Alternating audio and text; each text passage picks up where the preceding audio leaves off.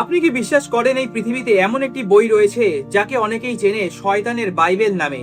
এই বইটির প্রতিটি পাতায় লুকিয়ে রয়েছে শত শত বছরের অন্ধকার রহস্য এবং অসংখ্য তন্ত্র মন্ত্র। কিংবদন্তি বলে একজন সন্ন্যাসী মৃত্যুদণ্ড থেকে বাঁচার জন্য শয়তানের কাছে নিজের আত্মা বিক্রি করেছিল এবং সেই আত্মা বিক্রির বিনিময়ে এই বাইবেলটি শয়তানকে দিয়ে লেখায়। আর সেই রাতেই কোনো মানুষ নয় বরং শয়তান নিজেই লিখেছিল ইতিহাসের সবচেয়ে রহস্যময় বই, যাকে সবাই চেনে শয়তানের বাইবেল নামে। শুধু তাই নয়, এই বইয়ের একটি পাতায় রয়েছে এক বিশাল শয়তানের প্রতিকৃতি, যেই পাতাটিকে দেখলে আজও অনেক মানুষের শরীরে কাঁটা দিয়ে ওঠে। কিন্তু প্রশ্নটি হলো, এটি কি সত্যি মধ্যযুগীয় কিংবদন্তি, নাকি এই পৃথিবীতে এমন একটি বই রয়েছে যেটির সঙ্গে জড়িয়ে রয়েছে শয়তান বা ডেভিলের অস্তিত্ব? আজ আমরা জানবো দি ডেভিলস বাইবেল কোডেক্স গিগাসের ভয়ঙ্কর রহস্যময় এবং অন্ধকার ইতিহাস। আপনারা ভাবুন তো, এমন একটি বই যার ওজন প্রায় 75 কিলোগ্রাম, দুজন মানুষ ছাড়া এই বই তোলা অসম্ভব। এমন একটি বই যার ভেতরে লুকিয়ে রয়েছে পুরনো বাইবেল, তন্ত্রচর্চা, ভূত তাড়ানোর মন্ত্র এবং চিকিৎসা বিদ্যার অদ্ভুত সব তথ্য।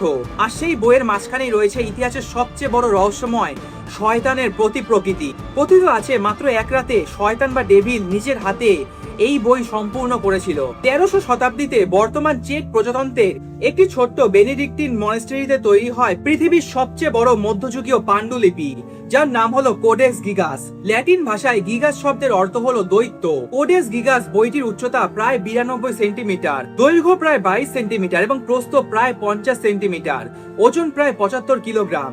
এবং এই বইটিকে ঘিরে সবচেয়ে বিখ্যাত গল্পটি শুরু হয় একজন সন্ন্যাসীকে নিয়ে, যার নাম ছিল হারমান দা রিক্লুস। তিনি নাকি গুরুতর নিয়ম ভঙ্গ করেছিলেন। এর ফলে শাস্তি হিসাবে জীবন্ত অবস্থায় দেওয়ালের মধ্যে আটকে মৃত্যুদণ্ড দেওয়ার সিদ্ধান্ত দেওয়া হয় এবং সেই সময় তিনি নিজেকে বাঁচানোর জন্য একটি প্রতিশ্রুতি দেন।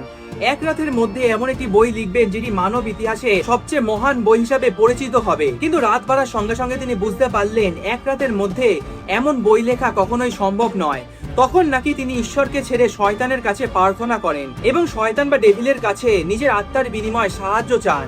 আর সেই রাতেই নাকি ভয়ঙ্কর এক শয়তান সেই বইটি সম্পূর্ণ করেন এবং সেই শয়তান বা ডেভিলকে কৃতজ্ঞতা জানাতে সেই সন্ন্যাসী বইয়ের মাঝখানে সেই শয়তানের এক প্রতিচ্ছবি আঁকেন এবং এটি হলো ডেভিলস বাইবেলের সবচেয়ে রহস্যময় ঘটনা বা কিংবদন্তি। বর্তমানে কোডেক্স গিগাস বা ডেভিলস বাইবেলকে সংরক্ষণ করে রাখা হয়েছে সুইডেনের স্টকহোম ন্যাশনাল লাইব্রেরিতে। প্রতিদিন অসংখ্য গবেষক এবং পর্যটক এই ডেভিলস বাইবেলকে দেখতে আসে। মনে করা হয় দি ডেভিলস বাইবেল এখনো মধ্যযুগীয় ইতিহাসের সবচেয়ে রহস্যময় বইগুলির মধ্যে একটি। অনেক মানুষ আজও বিশ্বাস করেন শয়তানের সাথে এই বইটির কোনো না কোনো সম্পর্ক রয়েছে। আপনাদের কি মনে হয়, এক রাতে ডেভিলস বা শয়তান সত্যি কি এই বইটি লিখেছিল, নাকি এটি শুধুমাত্র শতাব্দী ধরে বেঁচে থাকা এক রহস্যময় কিংবদন্তি?